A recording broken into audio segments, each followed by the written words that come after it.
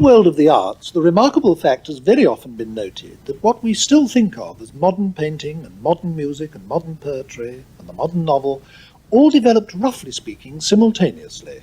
They all got going in the early years of this century and first became fashionable in about the 1920s.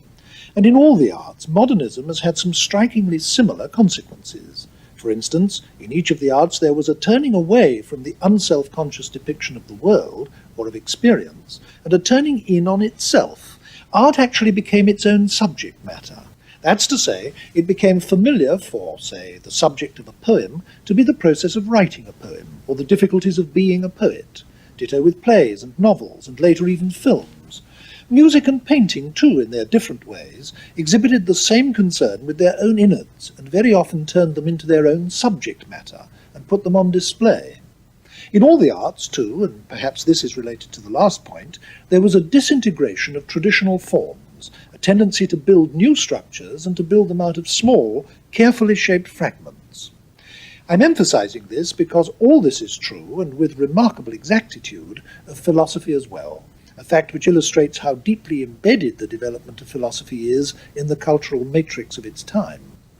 Modern philosophy can be said to have started in 1903 with the breakaway of G.E. Moore and Bertrand Russell from the idealism which had dominated the 19th century, and then, after the pioneering work of Russell, followed by that of Wittgenstein, who was a pupil of Russell, there developed in the 1920s, in Austria, the first fully fledged school devoted to the new philosophy, a school which was known as the Vienna Circle. To the philosophy they developed, they gave the name Logical Positivism, and for a long time afterwards that label was attached to modern philosophy generally, in the minds of very many laymen.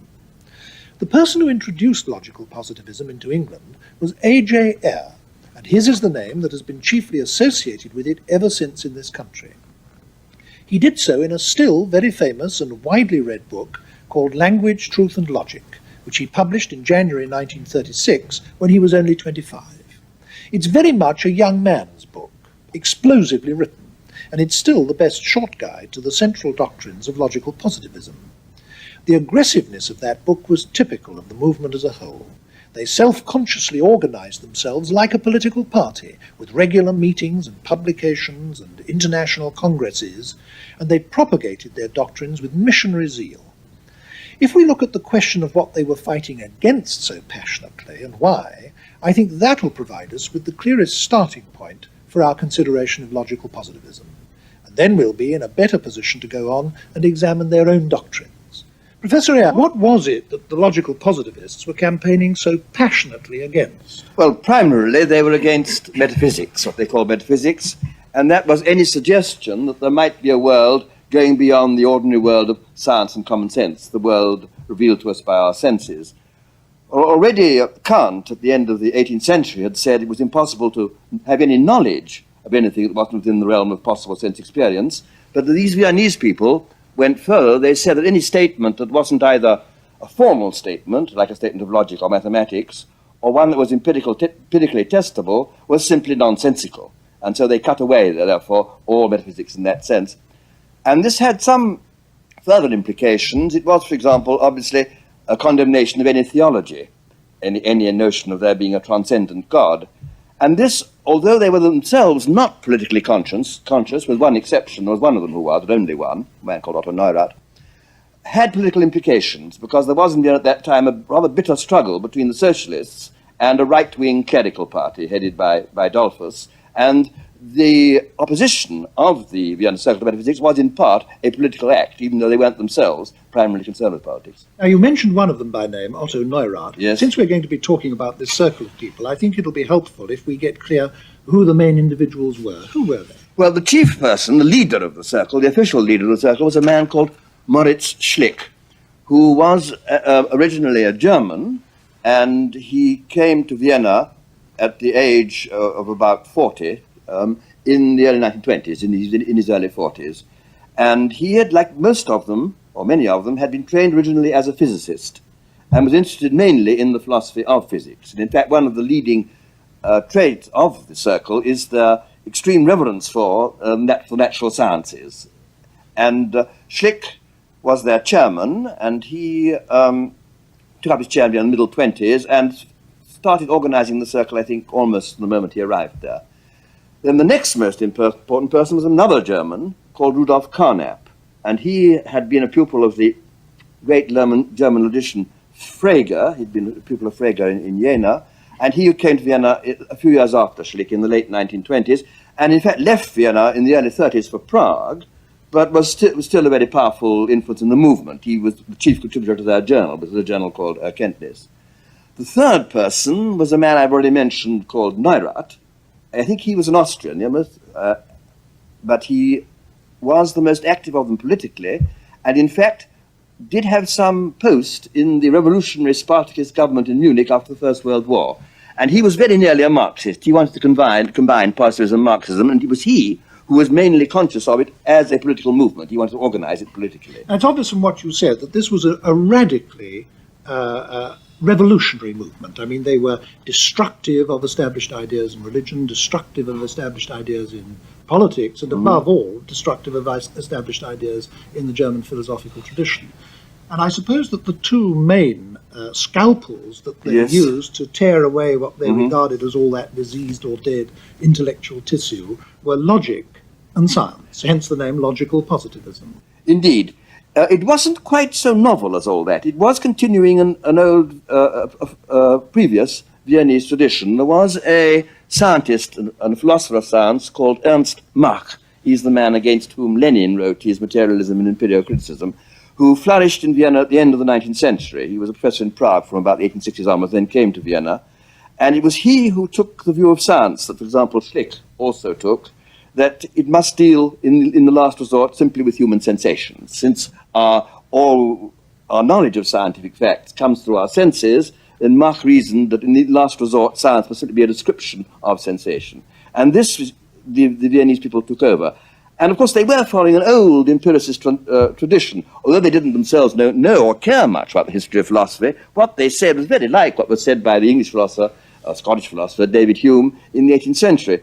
To that extent, they weren't all that novel, they weren't all that revolutionary. What was revolutionary was, in a sense, their fervour and their seeing this as putting philosophy on a new road. They thought that here at last we've now discovered what philosophy is going to be. It's going to be the handmaiden of science. It wasn't so much that they used science in their philosophy as that they thought that the whole field of knowledge was taken up by science. I mean, science describes the world. The only world there is this world, the world of things around us and so on, and this is what science describes. And there isn't any other domain for philosophy to occupy itself with. Therefore, what can it do? All it can do is analyze and criticize the theories, the concepts of science. This is how science came in. Logic came in as supplying them with a tool. Logic had remained pretty much stagnant since the days of Aristotle, and then at the beginning of the 19th century, it took a move forward. There were some precursors, there was Boole and De Morgan, but the real jump came at the end of the 19th century with Frege in Germany, and as you yourself said earlier, Russell and Whitehead in England. And this generalized logic more widely than had been done. It didn't actually refute Aristotle. They showed that Aristotle was just a little corner of logic, but they had developed a much more wide-reaching, far-ranging logic, which provided them with a very powerful tool of analysis. It enabled them to express things much more precisely. And since they were very interested in structure, since they thought that science was largely concerned with structure, with relations between things, the development originally by Schroeder and Peirce in the 19th century, and by Russell and Whitehead in the 20th, of logical relations gave them a tool. It gave them a tool of philosophical analysis. This is what happened. While I entirely take your point about Mach being a precursor of the logical positivist movement, it is true, isn't it, that in addition to there being a new logic at the turn of the century, there was also a new science. I mean, dramatically personified above all by Einstein. Yes. But there was this enormous breakthrough, a thought system of ideas which had started with Newton and which had been accepted as incorrigible fact by most of the Western world for nearly 300 years. This was beginning to break down under the influence of Einstein and the new physics. And surely that must have had an enormous impact on what they were doing. This had a very important stimulus to them, because, in fact, Einstein had been affected by Mach. I heard it from his own mouth that he owed a great deal to Mach. And they saw Einstein's work in theory of relativity, and also they saw the new quantum theory as a vindication of their approach. because what Einstein had done, and anyhow as they interpreted him, was to say you can't attach any sense to something like simultaneity unless you consider how statements about simultaneity are verified. That is to say that what is meant by talking of things being simultaneous depends upon how simultaneity is actually determined in observation. And they saw this as a great vindication within science of their philosophical approach. Similarly with quantum theory, I mean, the fact that in quantum theory no meaning is attached to a particle simultaneously having a precise velocity and a precise position, because this can't be tested, because if you measure the velocity, it distorts the position. If you measure the position, it distorts the velocity. Therefore, the scientists attached no meaning. They said this is a proof that what scientific concepts mean is determined by how they're verified, and this is what we're saying. And so this gave them an enormous stimulus. They said, well, science is on our side, we're interpreting science properly. And they were, as I said, Carnap and Schlick were originally physicists. Neurath was a sociologist. So in other words, now we're getting at what the revolutionary nature of their work consisted in, that they were applying the new logic and the new science to traditional methods of thought and breaking these methods down, as it were, under the impact of the new methods. Is that so? Well, yes, what they wanted to say was that the old philosophical problems were either senseless or else capable of being solved by purely logical techniques. Now, what were the main doctrines that they developed in the course of doing this? Well, there were three, really. The first, everything hinged on the so-called principle of verifiability, which was put succinctly by Schlick as the meaning of a proposition is its method of verification. And this is slightly vague as it's there expressed, and we've labored ever since somehow to make it precise, and never wholly successfully. But it had two consequences. One was that anything that couldn't be empirically verified by sense observation, was meaningless. I've already referred to this. And secondly, it was interpreted by Schlick, later it got loosened, but in the early days by Schlick, as entailing that what a proposition meant could be described by saying what would verify it. And so you get a reduction of all statements to statements about statements of immediate observation. This was the first point, which had both negative and a positive side. Negative as excluding metaphysics, positive as showing a way of analyzing what the statements that were significant. Then they held, this they got partly from Wittgenstein, but there is evidence that Schlick discovered this on his own, that the propositions of logic and mathematics, necessarily true statements, were what Wittgenstein called tautologies. They said the same thing over again. I mean, they merely unpacked the content of what was already. They'd like saying all bachelors are unmarried men, or all brothers are male.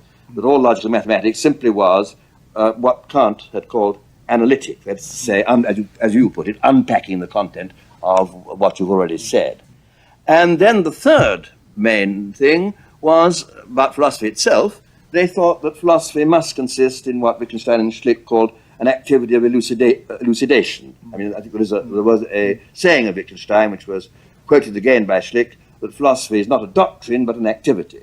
It doesn't issue in a body of true or false propositions, because this is covered by the sciences, but simply is the activity of clarifying, analyzing, and in certain cases, exposing nonsense. I mean, Wittgenstein, at the end of his famous book, The Tractatus, had said, the right method of philosophy is simply to wait till somebody says something metaphysical, then show him it is nonsense, which is a bit, of course, negative and discouraging for a philosopher. But now, taking off the first of those 3 points first, I think it'll be fairly clear to most people what's meant by the view that any statement about the world must make some observable difference to something if it's true.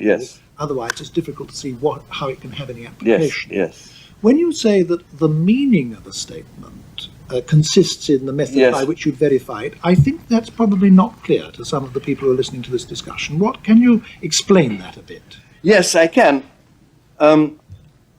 Originally, it was thought by Schlick and by Mach before him, and possibly also by Wittgenstein, though it's not quite clear what Wittgenstein's atomic elementary statements are meant to be, that you could translate out all statements into statements about sense data, about immediate data of observation. And this was never actually achieved, and clearly runs into very great difficulties, for instance, in the case of universal propositions saying all ravens are black. I mean, all gases expand when heated, because the range covered by the ore might be infinite. And of course, if it's infinite, then you couldn't possibly translate out. And so they then were driven to rather desperate expedients. Schlick actually said that statements of this kind weren't propositions at all, but rules, simply rules from getting from one particular statement, this raven is black, and, I mean, this is a raven, to this is black, and so on, rules of inference. And then there were other difficulties. I mean, clearly, it seemed perfectly clear that if you take very high-level, abstract scientific propositions about atoms, electrons, nuclei, and so on, to try and write this out in terms of sensations, in terms of blues and rounds and warm feelings of warmth and so on, it simply doesn't work. And for various reasons, then, the principle got weakened, and it was the idea that you could translate out became given up, and all it was required was that these propositions, to be significant, should be confirmable by sense observation. And this meant that their meaning remained sort of partially undetermined. That it was thought that they got meaning from the cases where they were in fact confirmed, where the test could be carried out, and the rest was left rather vague. Also, this original view led to very implausible views, for example, about the past, because statements about the past were equated with the evidence we could now get for them. So saying Caesar crossed the Rubicon was held actually to mean, if I look up in some sort of history book, I will see it written, or if I go and dig, I will find such and such relics and so on. And I actually put forward this view in Language, Truth and Logic. It now seems desperately implausible to me. And again, there's difficulty about other minds, of course. If I say that you're feeling such and such, I can only observe your behavior, and in the early days, the Viennese wanted to say that all those statements meant was statements about people's behavior. That again became doubted. So I think that the verification principle in its strong form really didn't last very long. Let me just, we're covering a lot of ground very fast. Let me recapitulate, yes. Just to make sure that we've got things absolutely clear up to this point. According to what we might call the strong version of logical positivism, all meaningful statements were of two kinds. Yes.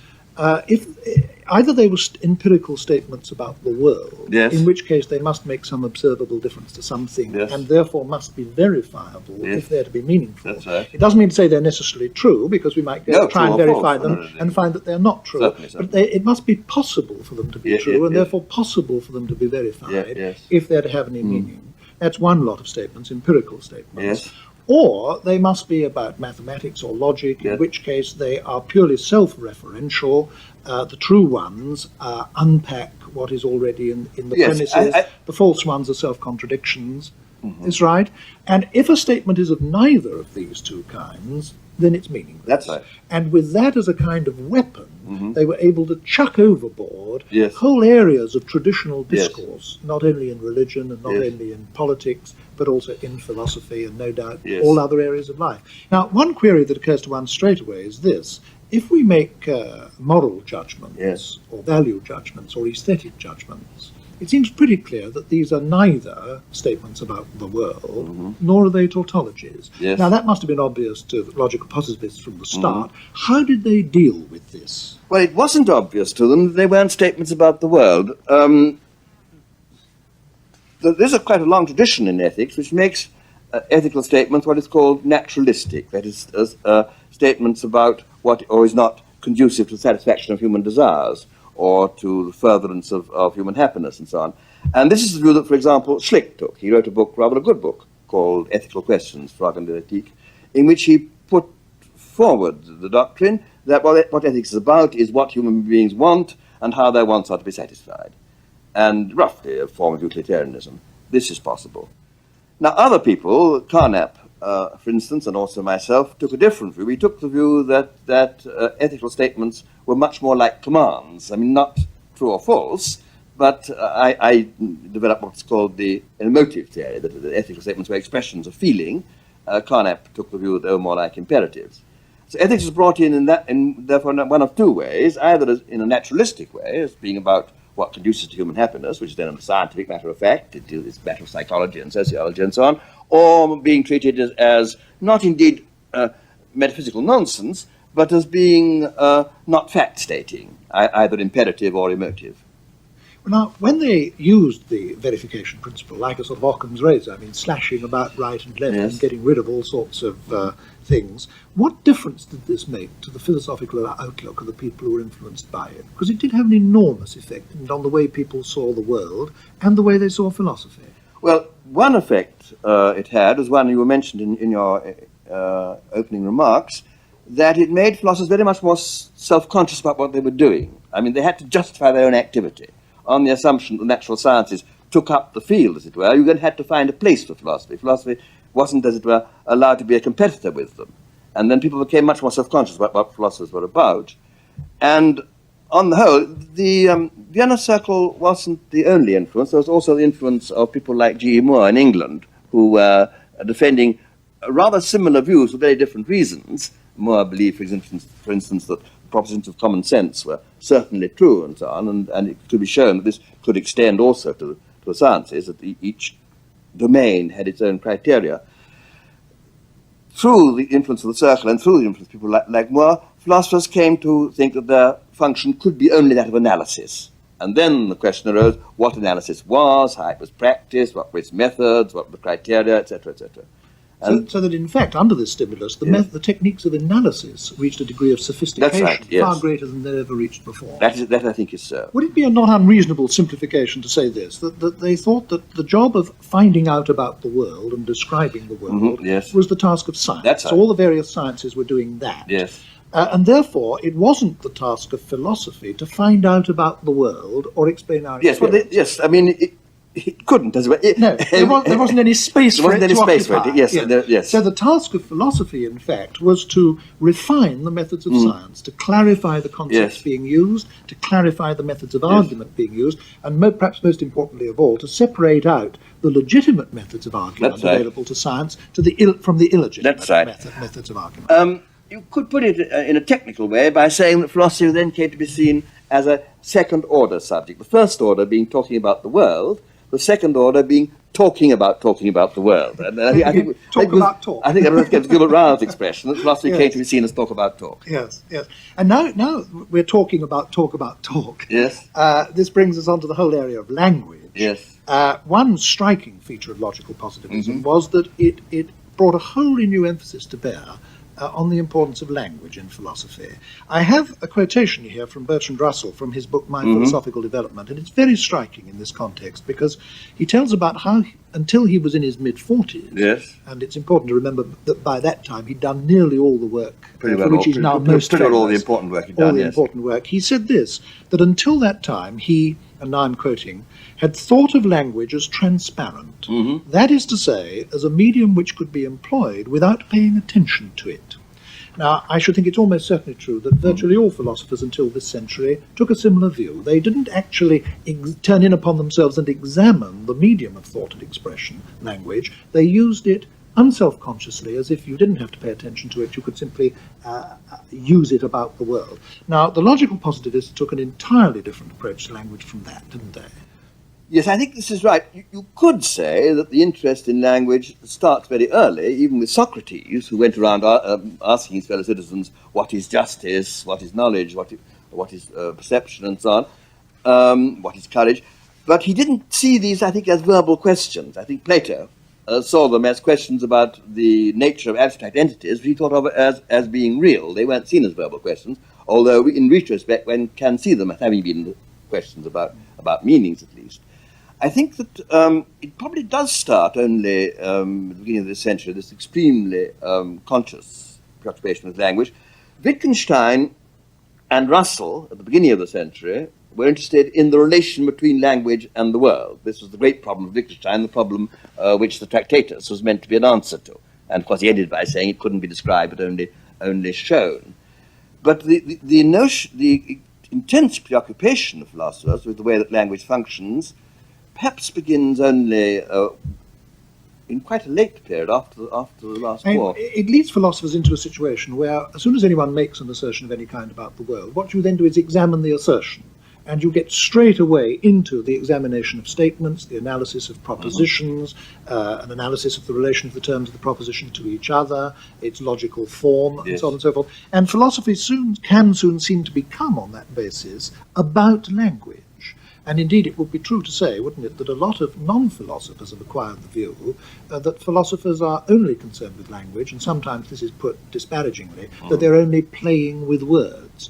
Can you give some explanation of why that sort of prejudice against philosophy, which is very widespread, is misplaced? Well, a great deal of philosophy certainly is about language, in as far as it distinguishes between different types of utterance and analyzes certain types of expression. I think the main, I would make no apology for this, but beyond that, I think the answer I would give is that the distinction between being about language and being about the world isn't all that sharp, because the world is the world as we describe it. The world is the world as it figures in our system of concepts. And in exploring our system of concepts, you are at the same time exploring the world. Let's take an example. Suppose now one is interested in the question of causality. Now, and we certainly believe that causality is something that happens in the world. I'm bitten by the Anopheles mosquito, I get malaria and so on. One thing causes another. And one can put it by saying, what is causality? And this is a perfectly respectable, important, traditional philosophical question. You can also put it by saying, how do we analyze causal statements? What do we mean by saying what one thing causes another? And in fact, although you look as though you're posing a purely linguistic question, you're answering exactly the same questions philosophers have always posed, only putting it in a different form. And we think, or most contemporary philosophy, a rather clearer form.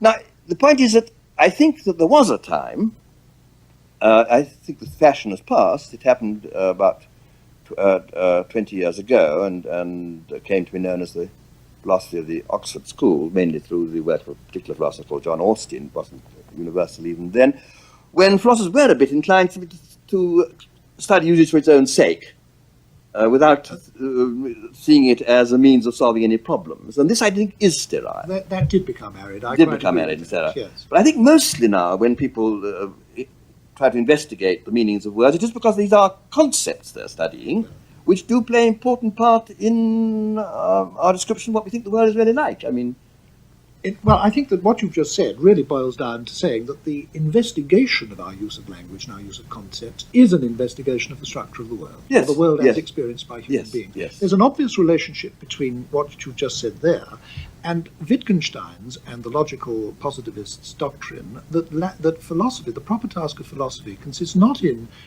formulating doctrines, but in the activity of analysis. Philosophy ought to be analysis, and the organon of science. Now, this, it seems to me, had enormous influence on the educated layman. I went up to Oxford as an undergraduate during the years after the war, and people who were not studying philosophy at all seemed to me to have come very much under the influence of some of these doctrines. In particular, if one tried to make an assertion of any kind about any subject, nothing to do with philosophy, one was immediately pinned against the wall by people who said to you, how would you go about verifying that statement? Or what exactly do you mean by that? What kind of an answer do you want to that question? You're conscious of that having been so? I think I was so. I think I was partly responsible for that, yes. Now, coming to your responsibility for this, I think it would be interesting at this stage to come to your connection with the movement. You've described who the main people in Vienna were. You've talked about what some of their central doctrines were. Now, you are well known as the figure who introduced these doctrines into England, where they have, I must say, had an enormous influence ever since, right up to and including this day. I think that's true. How did you come to do that? Well, I was up at Oxford in late 20... I came up in 29, took my schools in 1932, and I was at Christchurch, a pupil of Gilbert Ryle's, and when I took my schools, I was appointed a lecturer at Christchurch and given a few months' leave of absence. And I thought I'd go to Cambridge to study under Wittgenstein, but Gilbert Ryle said, no, don't do that. Go to Vienna instead. He happened to meet Schlick at a congress, I think it was in Oxford also, 2 years before. And he had half an hour's conversation with him and thought that he was interesting and got the impression something was going on in Vienna. I think he'd also perhaps read some of the articles they produced. So he said to me, why not go to Vienna, find out what's happening there. We know roughly what Wittgenstein is at Cambridge. We don't know what's happening in Vienna. You come back and go there and find out and tell us. Well, I didn't speak very much German. I spoke hardly any German at that time, but I thought I probably could learn enough just to follow what was going on. And so I went with a letter of introduction to Schlick from Gilbert. And Schlick, I now see, in Reached, I see this is astonishing, at the time seemed to be quite natural, but said, come and join the circle. And so I did. And the only other foreigner allowed in was Quine, the American philosopher, the famous American philosopher. We were there together. This was in I went to Vienna in November 32 and stayed until the spring of 33. And you were in your very early 20s? I was in my, yes, I was let me think. Yes, I was. No, I was younger than that. I must have been just 23. Yes, yes. Yeah. No, 22. I was 22. Just 22. And I sat then, and I didn't contribute. My German wasn't good enough, and there was mainly debates between Schlick and Neurath at that time. On and on and on and on the discussion went, and I sat and listened, and then came back to England, very full of all this. I wrote a paper in mine called Demonstration of the Impossibility of Metaphysics, which was simply borrowed from the verification principle. And then Isaiah Berlin said to me, we used to meet regularly and talk philosophy together. He said, you're so full of this, why don't you write a book about it? And I said, why not? And so I sat down and in 18 months wrote Language, Truth and Logic. And I wrote it when I was 24, and it was published when I was just 25. Were you astounded by the explosive consequences? Well, it didn't have all that great success at the beginning. It had a succès de scandale. The older philosophers at Oxford were absolutely outraged by it, and in fact, it was very hard for me to get a teaching job at Oxford. I didn't get one before the war. I was a research fellow. It was only after the war, when it got reprinted, that it had this enormous success. And I suppose already before the war, when it first came out, it did impress the younger people. They were very excited by it, because they did see this as a liberation. You see, Oxford philosophy before the war was terribly sterile. There were some old men who were only interested in the history of philosophy, only interested in repeating what Plato had said, and trying to put down anyone, say anything new. And Language, Truth and Logic, with this huge mind put onto these people, did seem to the younger people as a liberation. They did feel they could breathe. And that way it had a big historical effect. And I'd like to hear you say something about the influence you think it had outside philosophy. It seems to me to have had obvious effects, not only in science and logic and philosophy, but in things like literary criticism or history and so on. It probably had less effect within science than, for example, the work of Karl Popper. His Logical Scientific Discoveries came out in the German edition in about the same time, a year or so earlier. I think probably appealed more to the scientists themselves. But even so, even with Language and Logic, the scientists felt that this was all right. I mean, they were told they were, after all, the most important people. That they didn't have to. And they liked that. They didn't have to worry about the philosophers standing over them and said, "Oh, we mustn't say that." Not they ever had worried much, but it was nice to be told that what they were doing was really the fundamental thing.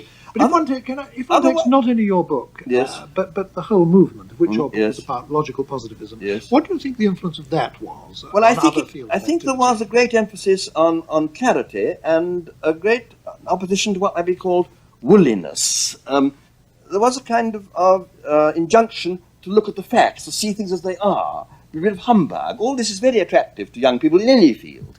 And it went with, I think, a general reaction against Victorian hypocrisy, really. This was seen as stripping off. It was the Hans Andersen child, which, as you said in your opening remarks, was functioning everywhere, saying the emperor has no clothes. That is, parading around with these huge robes and so on, and placing us about him. The fact the fellow's naked. And this notion the fellow's naked, which the logical parts were taken to be saying, was very exciting for anyone doing any subject. And of course, that is enough in itself to explain the huge and passionate hostilities that were aroused against logical positivism. Yes, indeed. Authoritarian governments like the communist and Nazi governments banded all together, didn't they? And even liberals were discomforted by it. Just a little, yes. They thought it was too iconoclastic. Yes. But now, it must have had actually some real defects. What do you now, in retrospect, think that the main shortcomings of the movement were? Well, I suppose most of the defects is that nearly all of it was false. Well, I think you need to say a little more about that.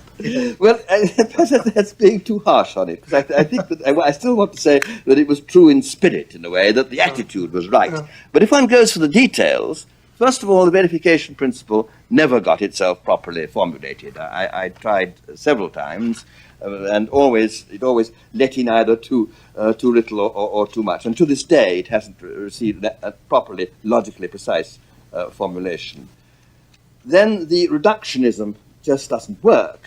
You can't reduce statements. You can't reduce even ordinary simple statements about cigarette cases and glasses and ashtrays to statements about sense data, let alone the more abstract statements of science. So the really exciting, strict reductionism of Schlick and the early Russell and so on doesn't work. And the annual thing called the wishy-washy, which almost nobody would dissent from, that a scientific hypothesis must have some relation to observation. I mean, this is all that remains there.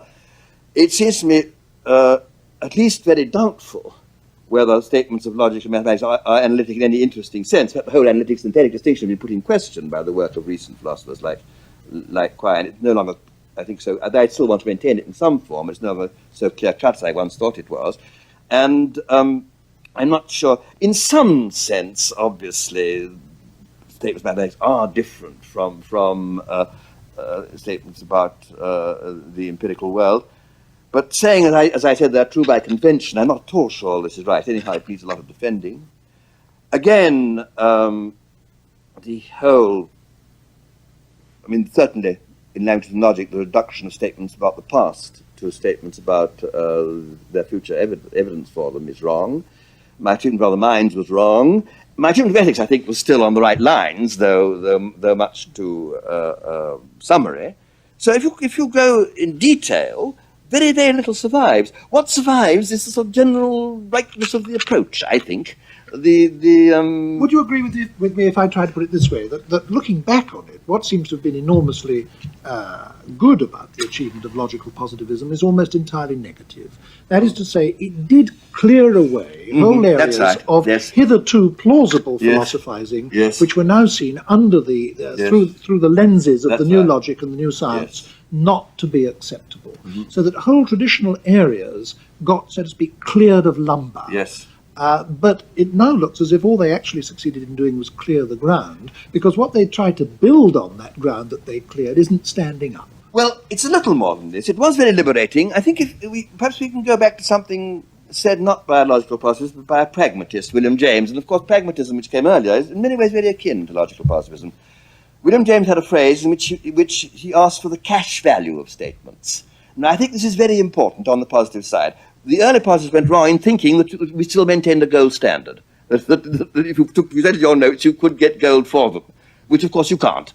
There isn't enough gold, and too many notes. But nevertheless, there must be some backing to the currency. And this is, I think, what comes out. But if someone makes an assertion, all right, perhaps you can't translate it into observational terms, but still, it's important to ask, for clarifying it, how you would set about testing it, what observations were. But this, I think, still holds good and is positive. Former logical positivists like yourself, although you now say that most of the detailed doctrine are still immensely influenced by that whole approach, and are addressing yourself to much the same questions, but in a more liberal, open sort of way. I would say so, yes. Now, I'm a much older man. I do it much more slowly, possibly, more certainly with less brilliance. There wasn't any brilliance before. Perhaps more soundly. I hope perhaps I've learned something with the years. Thank you very much, Professor Ayer.